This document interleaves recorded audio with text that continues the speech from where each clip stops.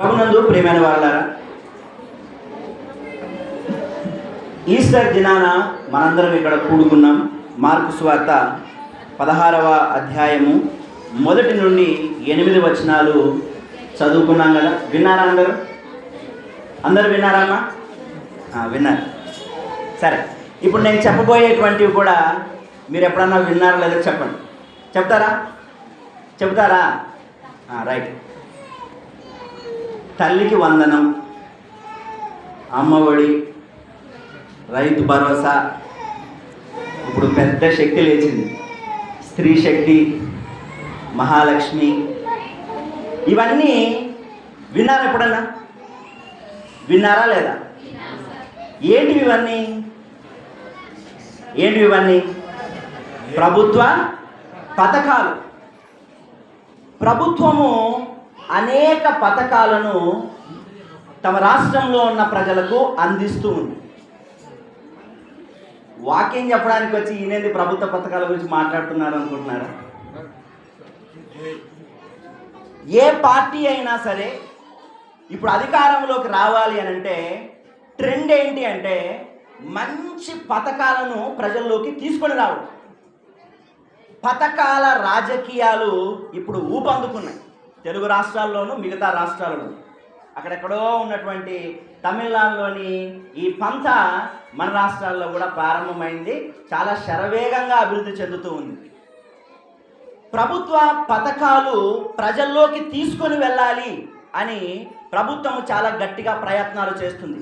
ప్రభుత్వంలోకి రావడానికన్నా మునుపు ఎలక్షన్ల టైంలో ఈ రాజకీయ పార్టీలు తిరుగుతూ ఊరు వాడ తిరుగుతూ, ఇదిగో మేము ఈ పథకాలు తీసుకొని వస్తాం, ఇదిగో మీకు ఈ మేలులు చేస్తాం అంటూ వారు ప్రవేశపెట్టదలుచుకున్న పథకాల గురించి ఆ సందర్భంలో అనేక మందికి పుంఖానుపుంఖాలుగా చెప్పడము మనందరం గమనిస్తూ ఉంటాం.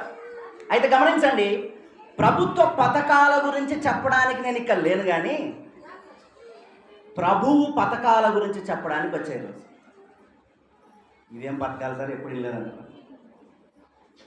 ప్రభుత్వ పథకాలు కాదు ఈరోజు మన టాపిక్, ప్రభువు పథకాలు.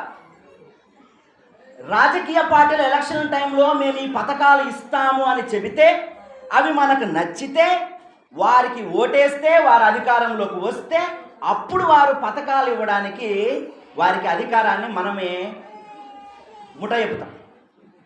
ఆ సందర్భంలోనే వారు పథకాలు ఇవ్వడానికి వారు సిద్ధపడతారు. అయితే ప్రభువు పథకాల గురించి ఈరోజు మాట్లాడుకోబోతూ ఉన్నాం.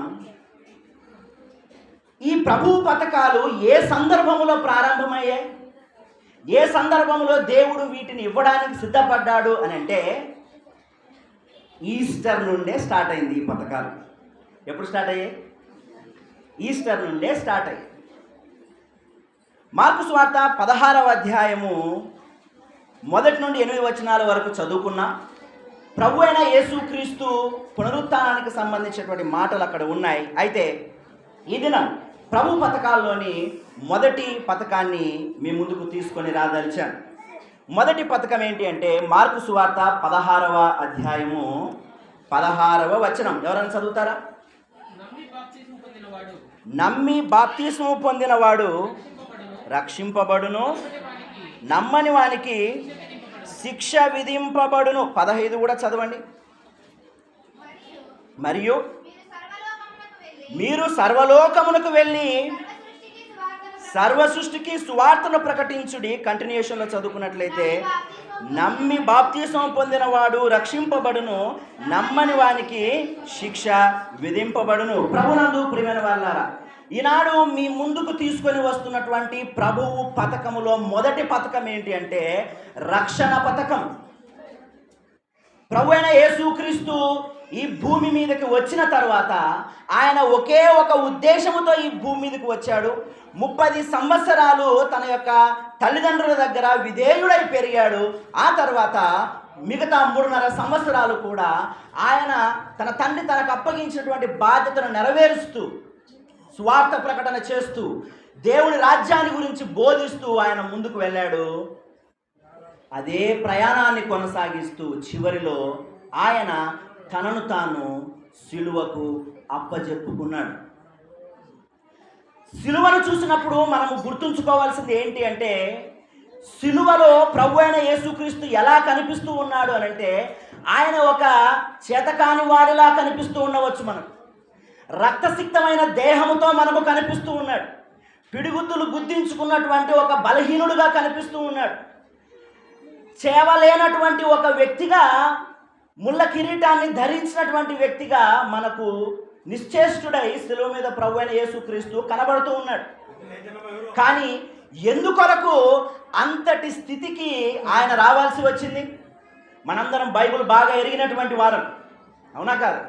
మనకు బాగా తెలుసు, ప్రభువు తన ప్రాణాన్ని పెట్టాలని అనుకున్నాడు కాబట్టే ఆనాటి సైనికులు ఆ సందర్భంలో ఆయనను చంపగలిగారు.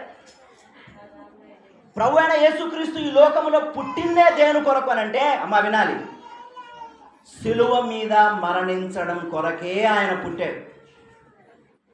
సిలువ మీద తన దేహాన్ని నలుగగొట్టుట కొరకే ఆయన ఈ లోకములో పుట్టాడు. సిలువ మీద తన దేహమంతా రక్తసిక్తము కావడానికే ఆయన ఈ లోకంలో పుట్టాడు. ఎందుకు అంత శిక్షను భరించాలి ఆయన అక్కడ? ఎందుకు అంతగా చేతకాని వాడిలా మిగిలిపోవాలి అనంటే, మనందరికీ రక్షణ పథకం రావాలి అనంటే ఆయన కలువరి సిలువలో మాడిపోవాలి. మనందరికీ రక్షణ పథకం రావాలి అనంటే ఆయన కలువరి సిలువలో రక్తాన్ని చిందించాలి. ప్రభుత్వ పథకాలు ఇస్తూ ఉన్నాయి, కొన్ని ఫ్రీగా ఇస్తూ ఉన్నాయి. ఫ్రీగా ఇచ్చినంత మాత్రాన అది ఫ్రీగా దొరికేది కాదు. ఎవరో ఒకరు దానికోసము ఖర్చు పెట్టి ఉంటారు, ఎవరో ఒకరు వెల చెల్లించి ఉంటారు. ఆ చెల్లించినటువంటిది నీకు నాకు ఫ్రీగా ప్రభుత్వాలు అందించగలుగుతూ ఉన్నాయి. తండ్రి అయిన దేవుడు రక్షణ పథకాన్ని నీ ముందుకు తీసుకొని వచ్చాడు. ఇదిగో, లోక పాపములు మోసుకొని పోవు దేవుని గొర్రెపిల్ల అయిన నా పాపముల నిమిత్తమై ఆయన కలువరి సిలువలో చనిపోతే, ఆ కలువరి సిలువలో పాపాలన్నింటినీ మోసుకొని ఆయన అక్కడ ఉన్నప్పుడు మనందరి మీదకి రావాల్సినటువంటి శిక్షను తండ్రి అయిన దేవుడు ప్రభు అయిన యేసుక్రీస్తు మీదకు వేశాడు.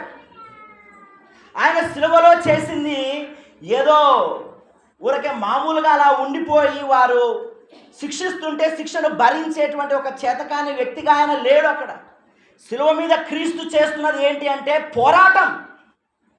ఆయన సిలువ మీద యుద్ధము చేస్తూ ఉన్నాడు. ఎలాంటి యుద్ధమో తెలుసా? మీరు ఆదికాండంలో గమనిస్తే కయీను హేబేలు యొక్క చరిత్ర మీకు తెలుసు కదా. ఇంటికి వెళ్ళినాక చదువుకోండి. ఎవరిని చంపారు? కయీను ఎవరిని చంపాడు? హేబేలును చంపాడు. హేబేలును చంపిన తర్వాత కయీను దగ్గరికి దేవుడు వచ్చి మాట్లాడతాడు. ఏమంటాడంటే, ఇదిగో కయీను అని దేవుడు మాట్లాడుతూ, నీ తమ్ముడు ఎక్కడా అని అంటే, నేనేమో మా తమ్ముడికి బాడీ గార్డునా అని అంటే, ఇదిగో నేను నీకు శిక్ష విధిస్తున్నానని చెప్పి దేవుడు శిక్ష విధించినప్పుడు కయీను అన్న మాట ఏంటో తెలుసా అండి? ఇంటికి వెళ్ళని చదువుకోండి. కయీను అన్న మాట ఏంటో తెలుసా? నా దోష శిక్ష నేను భరించలేనంత గొప్పది అన్నాడు. మరి చెప్తున్నా, నా దోష శిక్ష నేను భరించలేనంత గొప్పది అన్నాడు. అంటే ఆయన శిక్ష ఆయనకేస్తే ఆయనే భరించలేడా? అవును.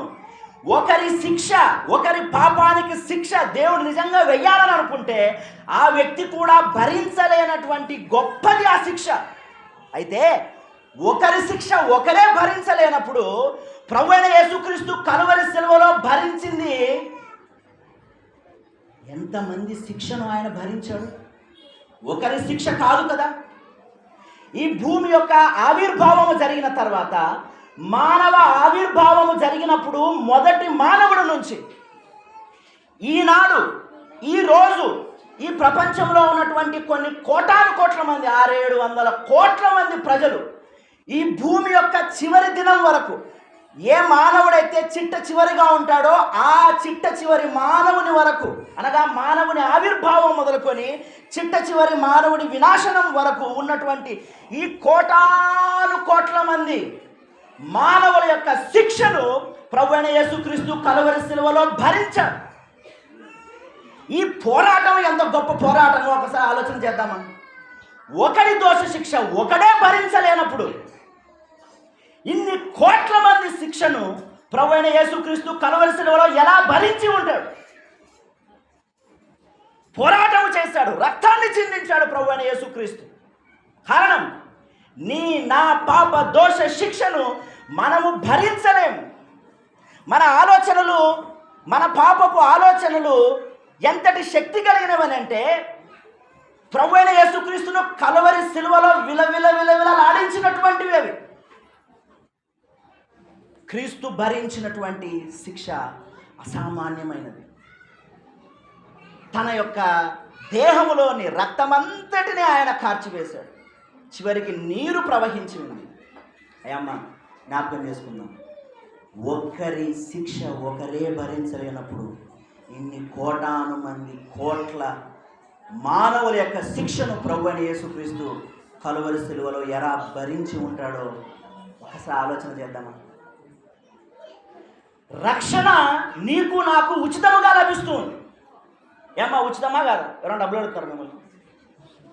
రక్షణ ఉచితమే, కానీ నీకు రక్షణ ఉచితంగా రావడానికి ప్రభు అయిన యేసుక్రీస్తు కలువరి సిలువలో చేసిన పోరాటం అది మామూలు పోరాటం కాదు. దేహమంతా నలుగగొట్టుకున్నాడు ఆయన. గుడ్ ఫ్రైడే రోజు విన్నాం కదా, 7 మాటలు విన్నాం. అందులో ఒకానొక సందర్భంలో 5వ మాటలో నాకు దాహం అవుతుంది అని అంటే చేదు చిరుకనిస్తే ఆయన చేదు చిరుకను కూడా తాగలేదు. కారణం ఏంటో తెలుసా? యెషయా 53వ అధ్యాయంలో ఉంటుంది, తెరవకండి కానీ వినండి. ఆయన తనకు కలిగిన వేదనను చూసి తృప్తి పొందెను అంటున్నాడు. ఇది ఎక్కడి మాట? తన బాధను చూసి యేసుక్రీస్తు ఏమనుకుంటున్నాడంటే, తృప్తిగా ఉన్నాయా నాకు అనుకుంటున్నాడు. ఈ వేదన నాకు బాగా ఉంది అనుకుంటున్నాడు. ఈ చేదు చిరుకను ఎందుకు క్రీస్తు తీసుకోలేదో కారణం తెలుసా? ఈ చేదు చిరుకను తీసుకుంటే క్రీస్తుకు మత్తు వస్తుంది. ఎందుకంటే ఆ చేదు చిరుకలో మత్తును కలిగించేటువంటి పదార్థం కలిపి ఉంటారు. ఆ పదార్థమే గనక క్రీస్తు దేహంలోకి వెళ్తే సిలువ మీద ఆయన మన పాప శిక్షను పూర్తిగా భరించేటువంటి ఆ శిక్షను భరించేటువంటి ఆ విధానాన్ని మధ్యలో ఆయనే ఆపివేసినట్టు. ఆయన తన శరీరంలో సర్వ మానవాళి పాపాలకు సంబంధించిన దోష శిక్షను సంపూర్ణముగా అనుభవించాలనుకున్నాడు. మధ్యలో మత్తుమందు తీసుకొని కొద్ది క్షణాలైనా రిలాక్స్ అవుదామని ఆయన అనుకోలేదు. ఆయనకు ఆ శిక్ష రావడానికి కారణం ఏంటో తెలుసా? నా పాపములే. ఇక్కడ నిలబడిన నేనైనా, వింటున్న నీవైనా, బయట ఉన్న వారైనా, ఈ ఊర్లో వారైనా, ఈ మాటలు వింటున్న ఎవరైనా సరే, మన పాపాలకు శిక్ష మనకు పడాలి. కానీ ఈ శిక్షను ప్రభు అయిన యేసుక్రీస్తు కలువరి సిలువలో తీసుకున్నాడు. రక్షణ మనందరికీ ఉచితముగా ఇస్తూ ఉన్నాడు. ఏమంటున్నాడు? రక్షణ పొందాలంటే ఏం చేయాలి? పాపములో మునిగిపోయినటువంటి మనమందరం కూడా ప్రభు దగ్గరకు వచ్చి మోకాళ్ళుని చిన్న పని చేస్తే చాలు రక్షణ మన సొంతం అవుతుంది అన్నాడు కదా. ఏంటి ఆ పని? దేవా, నేను పాపినయ్యా, నన్ను క్షమించు, నీ రాజ్యంలో నన్ను చేర్చుకోయ్యా, నన్ను విశ్వాసిగా మార్చయ్యా, నీ రక్తంలో నా పాపాలు కడుగయ్యా, ఇప్పటి నుంచి నీ బిడ్డగా నేను ఉంటానయ్యా అని చెబితే చాలు దేవుడు మనకు రక్షణ ఇవ్వడానికి సిద్ధముగా ఉన్నాడు. ఈనాటికి కూడా అనేక దినాల నుండి సంఘానికి వస్తూ ఉన్నావేమో. నువ్వెవరో నాకు తెలియదు. యవనస్తుడవో, వృద్ధుడవో, మహిళవో, చిన్నపిల్లడో, పెద్దవాళ్ళు, ఎవరో నాకు తెలియదు. సంఘానికి వస్తూ ఉన్నావు, కానీ నిజ రక్షణ అనుభవం లోపల లేదు. నీలో రక్షణ పథకాన్ని నీవు పొందుకోలేదు. దేవుడు చెబుతున్నాడు, ఈ చిన్న పని చేయి, ఈ చిన్న ప్రార్థన చేయి, ఉచితంగా వచ్చేటువంటి రక్షణ పథకాన్ని ఎందుకు పోగొట్టుకుంటాం? ప్రభుత్వ పథకాలను పోగొట్టుకుంటాం, ఉచితంగా మనకు ఏదైనా వస్తే. మరి ఈ ప్రభు పథకాన్ని ఎందుకు పోగొట్టుకుంటావు? ఒకే ఒక్క ప్రార్థన చేస్తే చాలు నీకు రక్షణ సొంతం అవుతుంది కదా. బైబిల్ గ్రంథంలో రక్షణకి ఇచ్చినటువంటి ఒక రూపకాలంకారంగాను, లేకపోతే ఒక వస్తు రూపంగాను రక్షణకి ఇచ్చినటువంటి మాట ఏంటంటే వినడం. రక్షణ అను చెప్పండి, శిరస్త్రాణము అన్నాడు. శిరస్త్రాణం అంటే హెల్మెట్. శిరస్త్రాణం అంటే హెల్మెట్. అమ్మ వినండి, ఈ మధ్యనే నేను ఇంతకుముందు పనిచేసినటువంటి మంత్రాలయం మోడల్ స్కూల్లో స్టడీ అవర్స్ అనేవి జరిగేవి. అందరికన్నా ముందు వెళ్ళాల్సి వచ్చేది. ఆ రోజు స్టడీ అవర్ ఏ సబ్జెక్ట్ ఉంటే వాళ్ళు వెళ్ళాలి. నాతో పాటు పనిచేసినటువంటి ఒక మేడం, నల్లి మేడం అని ఎమ్మెనూరులో ఉంటారు. స్టడీ అవర్ ఉన్న ప్రతిసారి కూడా ఎవరినో ఒకరిని పిలిపించుకొని తాను ముందుగానే స్కూల్కి వెళ్ళేది. ఆ రోజు వాళ్ళ భర్త రావాలి. అయితే భర్త కొద్దిగా బిజీగా ఉన్నాడేమో తెలీదు. వాళ్ళ చిన్నాన్న కొడుకుని పిలిపించుకొని నన్ను డ్రాప్ చేసి రాయాలి. ఆ అబ్బాయి ఎమ్మెనూరులో ఎక్కించుకున్నాడు, వచ్చాడు, మంత్రాలయం మోడల్ స్కూల్లో దించాడు. అంతవరకు హెల్మెట్ పెట్టుకున్నాడు. ఆ తర్వాత బండి మీద వెనక్కి వచ్చాడు. మాధవరం హై స్కూల్ దగ్గర అటువైపుగా ఒక బైక్ వస్తుంది. అందులో 2 పిల్లలు ఉన్నారు. వాళ్ళు కూడా ఆ స్కూల్కి వస్తున్న వాళ్ళే. ఆ బైక్ అలా రావడం, ఈ వ్యక్తి ఇలా వెళ్ళడం, మధ్యలో ఒక ఆటోనో ఏదో ఉంటే చూసుకోకుండా వాడు ఆ వ్యక్తి ఇక్కడ నుంచి టక్కన ఒక టర్న్ ఇచ్చుకున్న లోపల ఇటు నుంచి వస్తున్నటువంటిది వచ్చి గుద్దేసింది. యాక్సిడెంట్. అక్కడికక్కడే పడి చచ్చిపోయాడు. రీసెంట్గా సార్, ఒక 4 రోజులు కూడా కాలేదు సార్, అక్కడికక్కడే చచ్చిపోయాడు. అప్పటికప్పుడు మేడంకి వార్త వస్తే, అయ్యో నన్ను డ్రాప్ చేయడానికి వచ్చి ఒక వ్యక్తి చనిపోయాడని అంటే అది ఎంత భయంకరమైనటువంటి విషయం చెప్పండి. ఆవిడ పరిగెత్తుకుంటూ వచ్చింది. అక్కడ చూసినటువంటి సంభవాల తర్వాత తెలిసింది ఏంటో తెలుసా? ఆ వ్యక్తి చేసినటువంటి తప్పేంటి అంటే, మేడంని డ్రాప్ చేసేంత వరకు హెల్మెట్ తల మీద పెట్టుకొని వచ్చాడు, కానీ వెళ్ళేటప్పుడు మాత్రం హెల్మెట్ని ట్యాంక్ మీద పెట్టుకొని వచ్చింది. వెళ్ళేటప్పుడు ట్యాంక్ మీద పెట్టుకొని వెళ్ళిపోయాడు. ఈ యాక్సిడెంట్ జరిగినప్పుడు ఈ హెల్మెట్ కనుక ఇతను తలకు ఉండింటే ఏం జరుగుతుండే? ఒకవేళ కింద పడినా సరే అతను బతుకుతుండేనా లేదా? ఖచ్చితంగా బతుకుతుండే. హెల్మెట్ లేకపోవడం బట్టి అతను మరణించాడు. అయ్యా వినండి, రక్షణ అనే శిరస్త్రాణము లేకపోతే నీవు నేను మరణానికి పాత్రలు అవుతాం. మొదటి మరణం గురించి నేను మాట్లాడడం లేదు, ఇది అందరికీ సంభవించేటువంటి మరణమే. అయితే రెండవ మరణం ఉన్నది. ఆ మరణం నీకు రాకూడదనంటే, ఆ నరకం నీకు రాకూడదనంటే రక్షణ అనేటువంటి శిరస్త్రానం ఫ్రీ కదయ్యా, ఉచిత పథకమే కదయ్యా. దీన్ని పొందుకున్నట్లయితే మనము రక్షింపబడతాము. ఇది ప్రభువు ఇచ్చినటువంటి మొదటి పథకం. మొదటి పథకం ఏంటి చెప్పండి, గట్టి చెప్పాలి.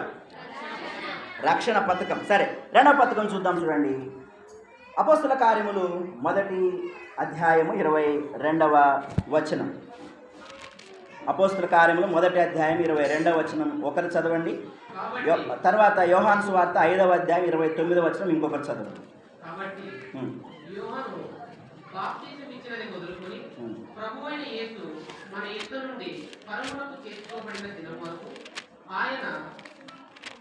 మన మధ్య సంచరించుచుండిన కాలమంతయు మనతో కలిసి ఉన్న వీరిలో ఒకడు, మనతో కూడా ఆయన పునరుత్థానమును గురించి సాక్షి అయి ఉండుట ఆవశ్యకమని చెప్పారు. చాలండి.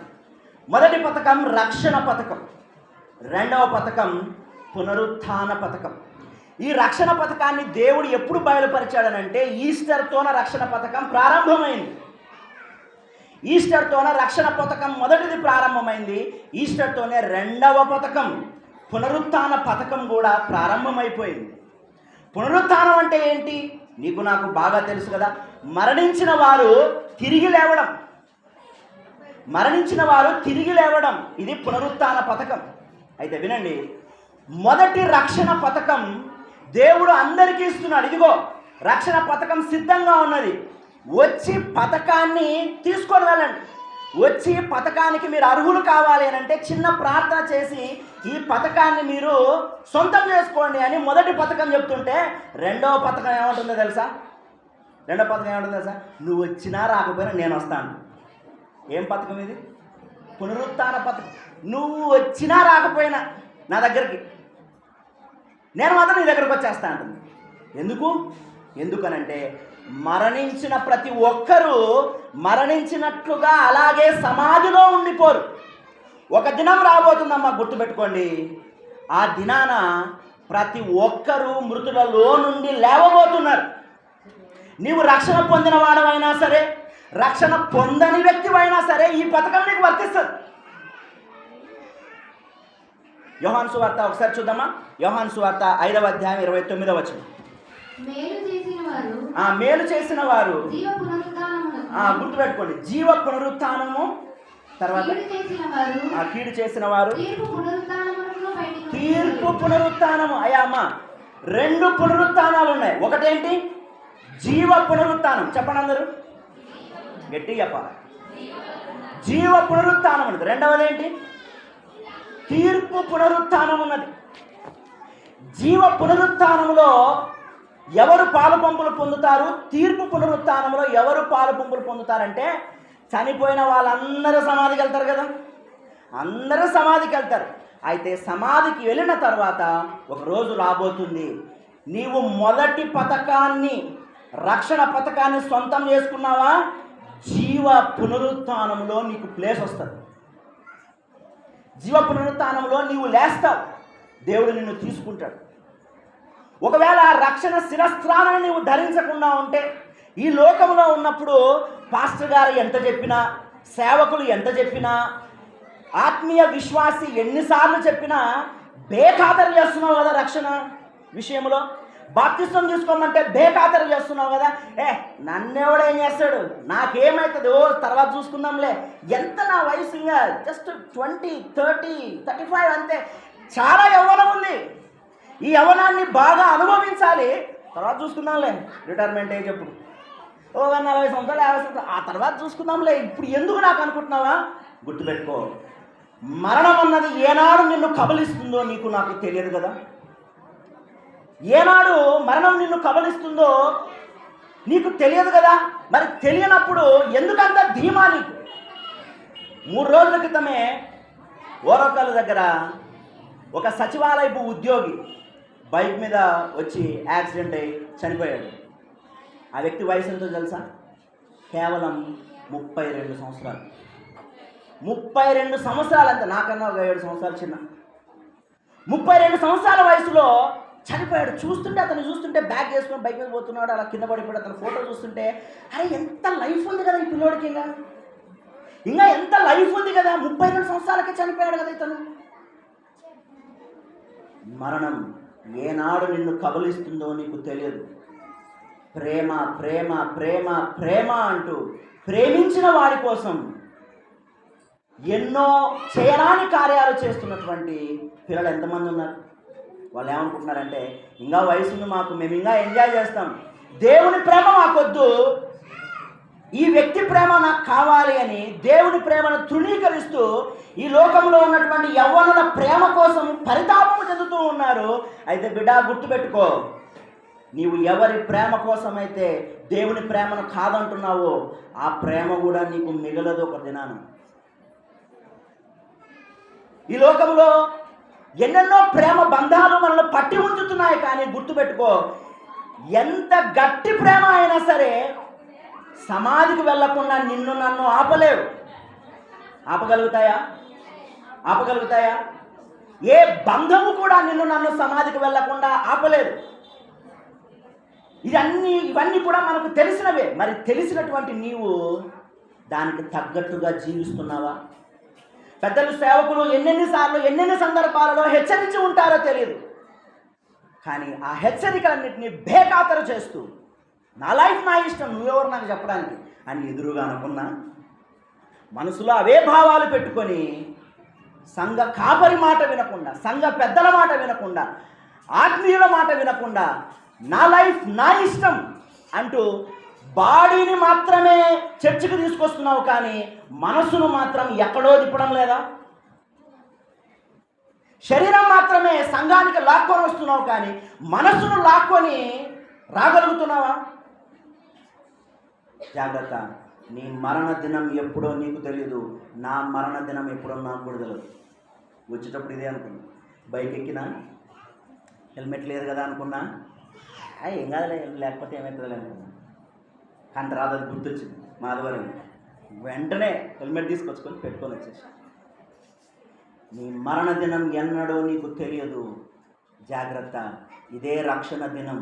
ఈ రక్షణ దినాన దేవుడిచ్చేటువంటి రక్షణ పథకాన్ని సొంతం చేసుకో, పునరుత్థాన పథకాన్ని సొంతం చేసుకో. నీవు రక్షణ పొందినట్లయితే జీవ పునరుత్థానంలో లేస్తావు, అది నిన్ను పరలోకానికి తీసుకొని వెళ్తుంది. లేదా తీర్పు పునరుత్థానంలో లేసావనుకో, ప్రభు అయిన యేసుక్రీస్తు ఒకనాడు రాబోతూ ఉన్నాడు. ఒకసారి చూద్దాం, చూడండి. మొదటి పథకం రక్షణ పథకం కదా, రెండవది పునరుత్థాన పథకం కదా, మూడవ పథకాన్ని చూద్దాం, చూడండి. అపోస్తల కార్యములు మొదటి అధ్యాయము 9 నుంచి 11 వరకు నేను చదువుతాను, వినండి. సమయం లేదు, త్వరగా నేను చదువుతాను, వినండి. అపోస్తల కార్యములు మొదటి అధ్యాయం 9 నుంచి 11. ఈ మాటలు చెప్పి వారు చూచుచుండగా ఆయన ఆరోహణమాయను. అప్పుడు వారి కన్నులకు కనబడకుండా ఒక మేఘము ఆయనను కొనిపోయెను.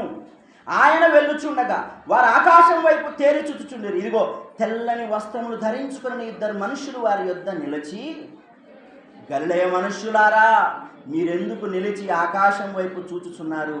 మీ యొద్ద నుండి పరలోకమునకు చేర్చుకొనబడిన ఈ యేసే ఏ రీతిగా పరలోకమునకు వెళ్ళటం మీరు చూచితిరో ఆ రీతిగానే ఆయన తిరిగి వచ్చునని వారితో చెప్పిరి. మొదటిది రక్షణ పథకం, రెండవది పునరుత్థాన పథకం, మూడవది రాకడ పథకం.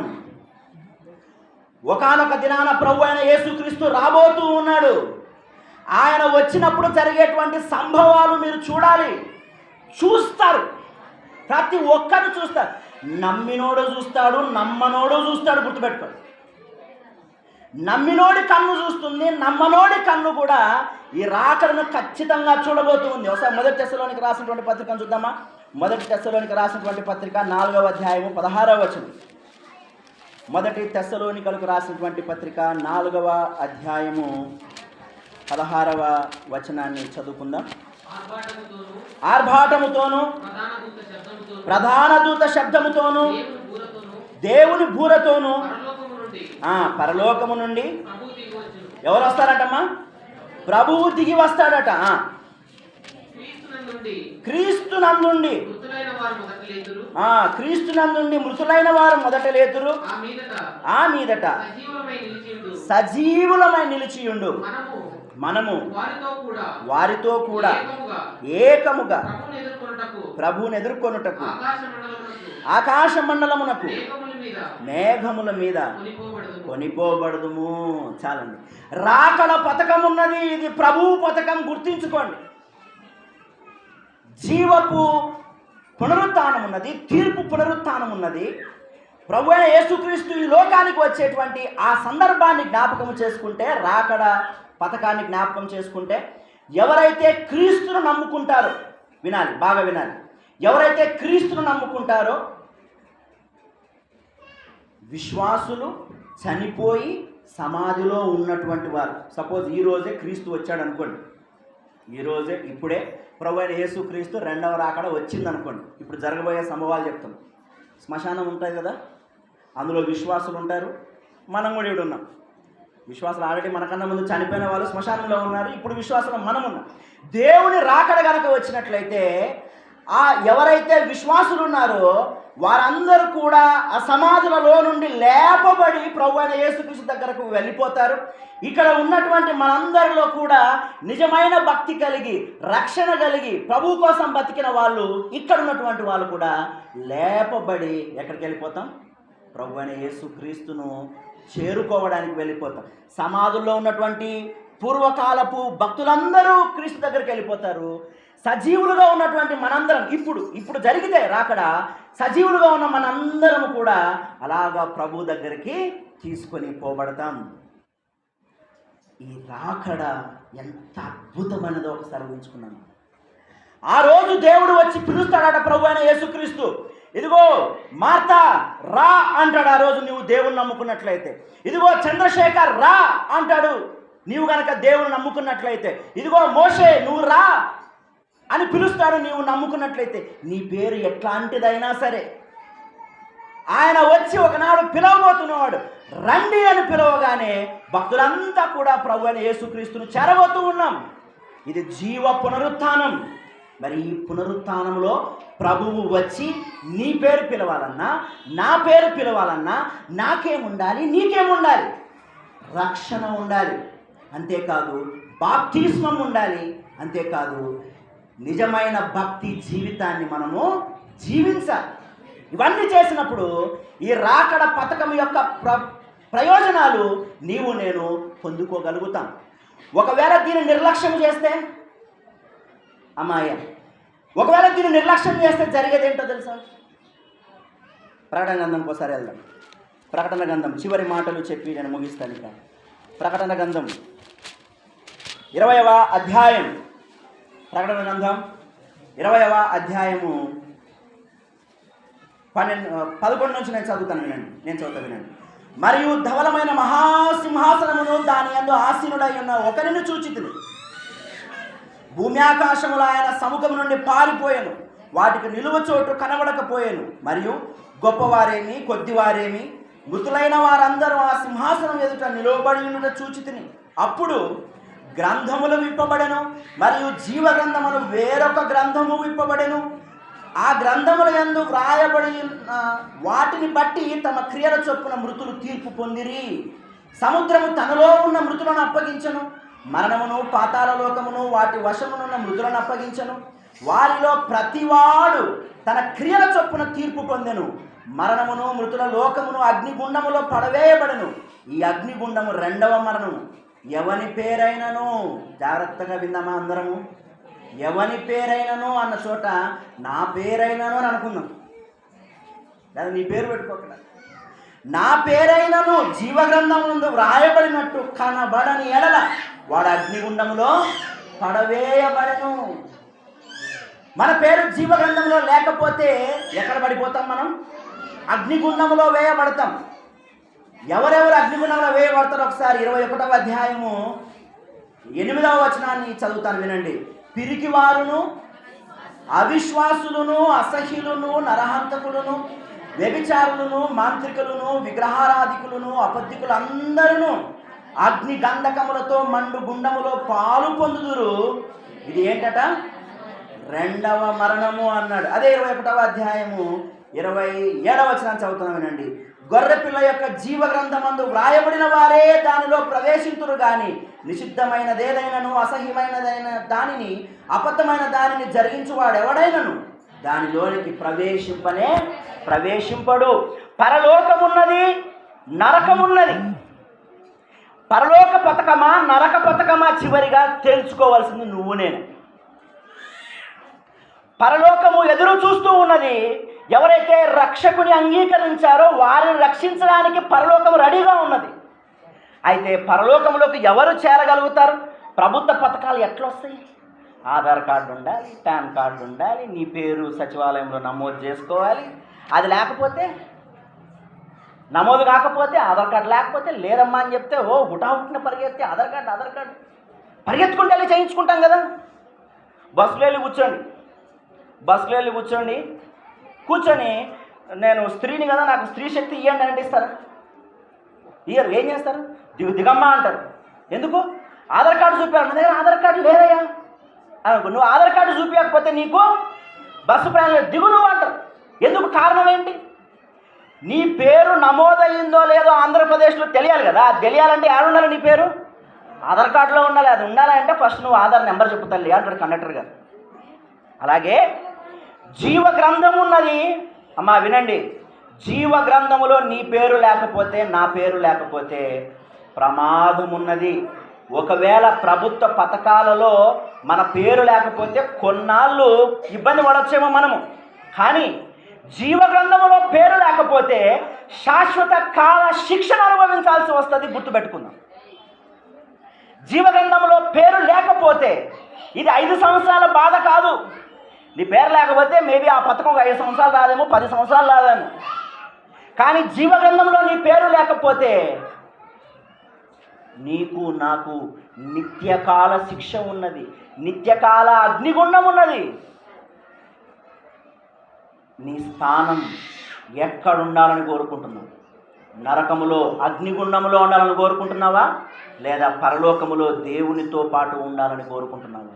ఈనాడే నిర్ణయం తీసుకోవాలి. అయితే విందాం. ప్రభు అయినటువంటి దేవుడికి ఇక్కడ కూర్చున్న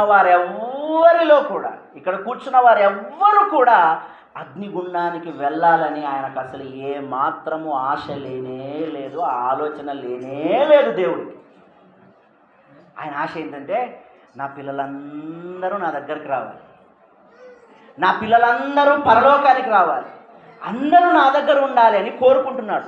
అలా కోరుకుంటున్నాడు కాబట్టే అలా కోరుకున్నాడు కాబట్టే ప్రభు అయిన యేసుక్రీస్తును పరలోకము నుండి ఈ లోకములోనికి ఆయన దింపాడు.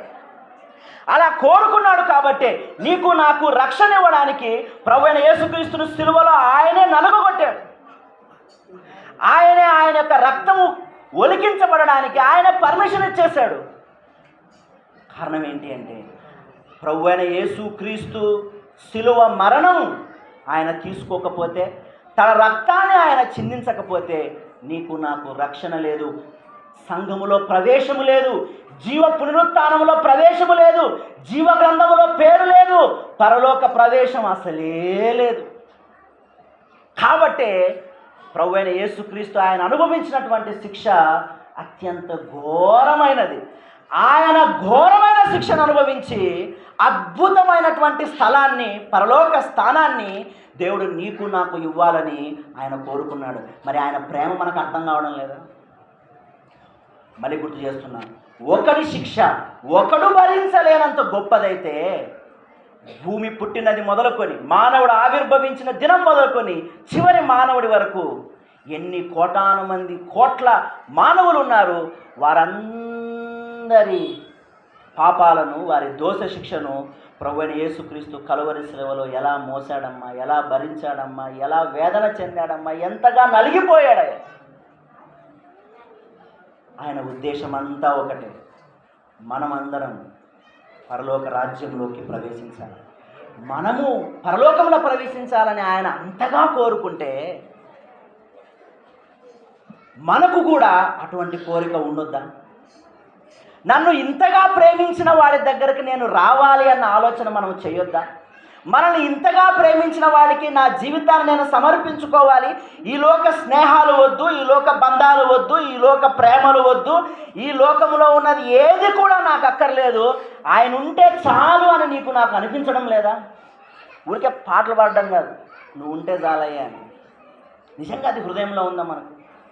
నువ్వు ఉంటే చాలయ్యా, ఇక నాకు ఏది అక్కర్లేదయ్యా అని ఇట్టి గొప్ప ప్రేమను చూపించినటువంటి ప్రభు అయిన యేసుక్రీస్తు దగ్గరికి వచ్చి మోకాళ్ళుని ఆయన రక్షకుని అంగీకరిస్తే, సంఘములో చేర్చబడడానికి ఆయన ఇచ్చినటువంటి ఆధిక్యతను అంగీకరించి, సంఘములో దేవుడు నీకు ఇచ్చినటువంటి పాత్ర ఏదైతే ఉందో, సేవకులు నీకు అప్పగించినటువంటి పనులు ఏవైతే ఉన్నాయో వాటన్నిటిని సరిగా చేసి జీవ పునరుత్థానములో స్థానాన్ని సంపాదించుకోగలగడం అది ఎంతటి భాగ్యం, ఒకసారి ఆలోచన చేద్దామా. హ్యాపీ ఈస్టర్ అని ఈరోజు చాలామంది చెప్పి ఉంటారు. ఒకవేళ నీవు గనక సరైన విశ్వాసిగా ఉండి బతికి నువ్వు మరణిస్తే నువ్వు కూడా చెప్పుకోవచ్చు, ఏమని హ్యాపీ ఈస్టర్. అప్పుడు వస్తుంది హ్యాపీ ఈస్టర్ అనేది, అప్పుడు నీ జీవితంలో నెరవేరుతుంది. పండగ బాగా చేసుకున్నాం, బచ్చాలు తిన్నాం, అన్నీ చేసాం, బాగా చేసుకున్నాం పండగ. కానీ తీర్పు పునరుత్థానానికి వెళ్తే, జీవ పునరుత్థానానికి కాకుండా తీర్పు పునరుత్థానానికి వెళ్తే ఇదిగో అగ్నిగుండంలో పడవేయబడతావు. నీకు హ్యాపీ ఈస్టర్ లేదు ఇక, మనకు హ్యాపీ ఈస్టర్ ఉండదు ఇక. కాబట్టి ఏం చేద్దాం? మన జీవితాన్ని ప్రభు అయిన యేసు దగ్గరకు వచ్చి సమర్పిద్దాం. ఎవ్వని నమ్మొద్దాం. ఈ లోక బంధాలు, స్నేహాలు, మిత్రులు అందరూ ఈ లోకంలో ఏదో ఒకనాడు నిన్ను విడిచిపెట్టేటువంటి వారే. నిన్ను విడువని బంధం ఏదైనా ఉందంటే అది దైవ బంధమే, అది ప్రభువు యొక్క ప్రేమయే. ఆయన ప్రేమ తప్ప నిన్ను 100% నిస్వార్థంగా ప్రేమించేటువంటి ఏ ప్రేమ లేదు, గుర్తుపెట్టుకో.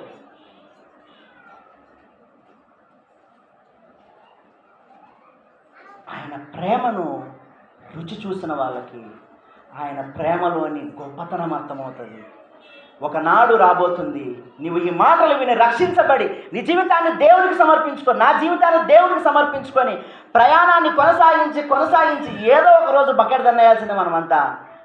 ఈ ప్రయాణాన్ని ముగించి మనం వెళ్ళినప్పుడు, ఆయన బూర శబ్దముతో ఆయన రాబోతూ ఉన్నప్పుడు, మనం ఆయన దగ్గరకు వెళ్ళిపోయిన నాడు మనం పరలోక ప్రవేశాన్ని అనుభవించబోయేటువంటి ఆ దినం కనుక మన జీవితంలో వస్తే ఎంతటి భాగ్యమో తెలుసా, ఎంతటి సంతోషమో తెలుసా. ఈ లోకంలో మనం ఎక్కడా కూడా అనుభవించలేని ఒక నిత్య సంతోషాన్ని దేవుడు నీకు నాకు ఇవ్వబోతున్నాడు. ఈ తాత్కాలిక ప్రేమలకు, ఈ పై ప్రేమలకు, ఈ లోకములో కొంతకాలమే నిలబడేటువంటి ప్రేమలకు, బంధాలకు, బంధుత్వాలకు కట్టుబడిపోయి శాశ్వత ప్రేమను వదులుకోవద్దు, శాశ్వత లోకాన్ని వదులుకోవద్దు, ఈ శాశ్వత పథకాన్ని అస్సలు వదులుకోవద్దు. ప్రభువు ఇచ్చినటువంటి ఈ పథకాలు వాడుకొని మనము ఎక్కడ మన పేరు నమోదు చేసుకోవాలి? ఎక్కడ నమోదు చేసుకోవాలి? జీవ గ్రంథములో నమోదు చేయబడినటువంటి ఆ పేరుతోనే నీవు ధైర్యముగా పరలోకానికి ప్రవేశించగలవు. ఆనాడు ఉంటుంది ఆనందం, మహదానందం. ఆనాడు ఉంటుంది ఆనందం.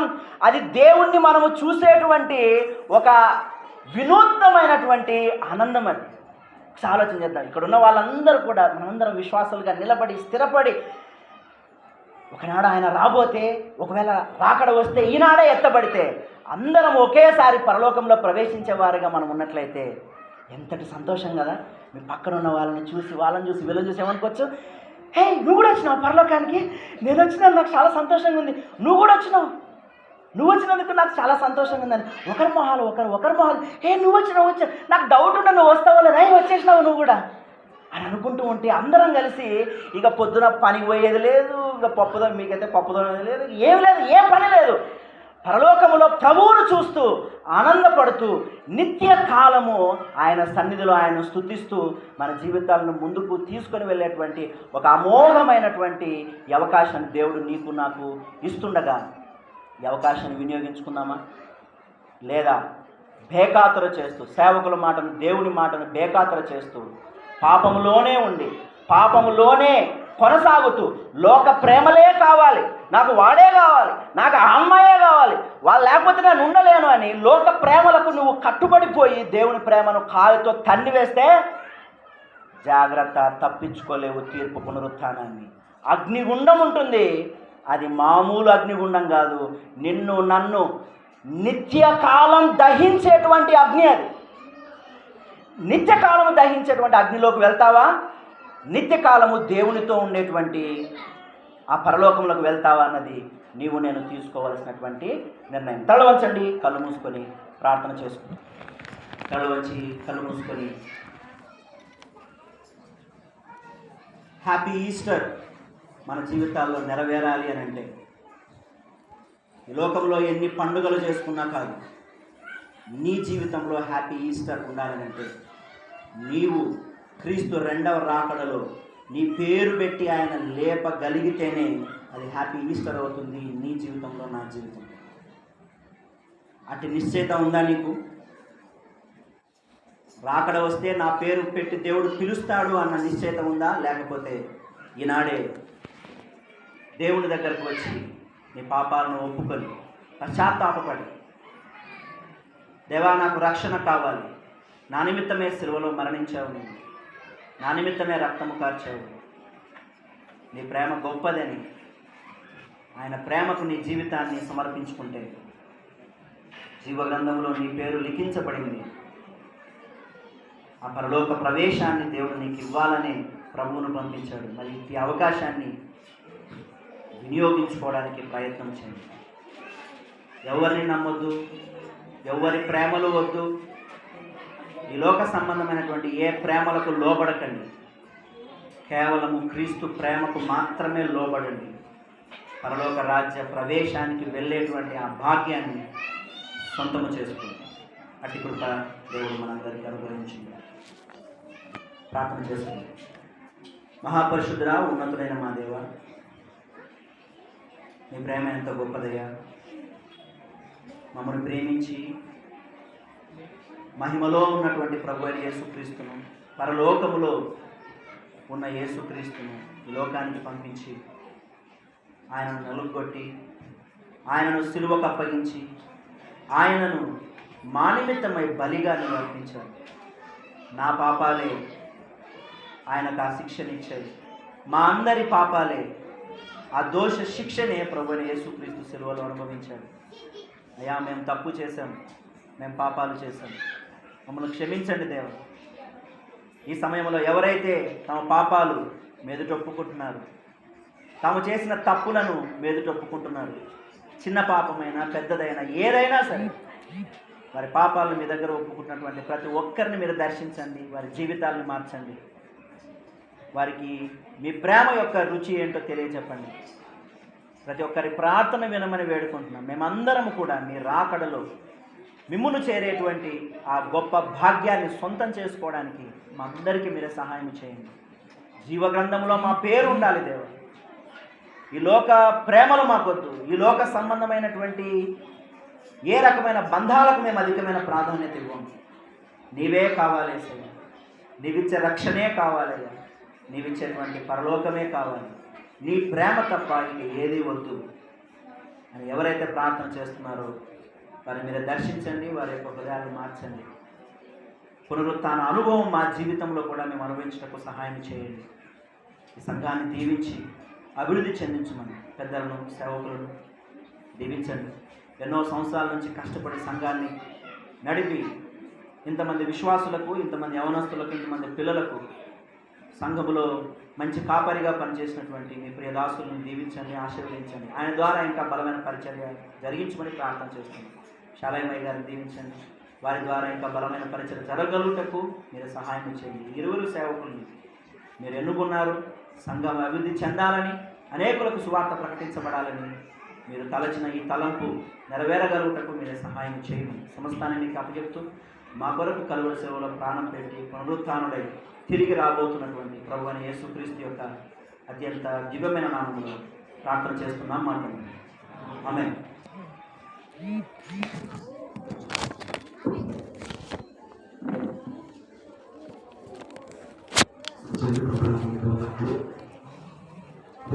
దాసులు